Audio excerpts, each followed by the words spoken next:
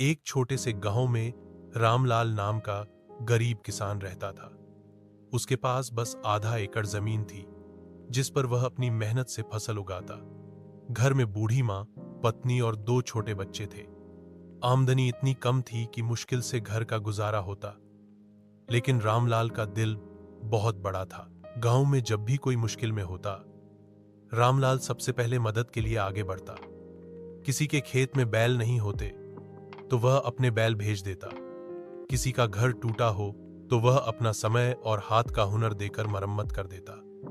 कई बार तो अपनी अनाज की बोरी से मुट्ठी भर अनाज निकालकर जरूरतमंद को दे देता, भले ही उसके घर में अगले महीने का इंतजाम न हो। एक साल गांव में भयानक सूखा पड़ा। कुएं सूख गए, फसलें बर्बाद हो गईं। जिनके पास पैसे थे वे शहर चले गए, लेकिन गरीब लोग गांव में ही भूखे प्यासे रह गए। रामलाल के पास भी बस 2 बोरी बाजरे की थी, जो साल भर के लिए भी कम पड़ सकती थी। फिर भी उसने सोच लिया कि जो मिलेगा सबके साथ बांटेगा। उसने घर के बाहर एक बड़ा मटका रख दिया, जिसमें बाजरे का आटा डालता और कोई भी भूखा आकर उसमें से ले सकता था। शुरुआत में कुछ लोग हिचकिचाए, पर जल्द ही मटका गांव के हर भूखे इंसान के लिए सहारा बन गया।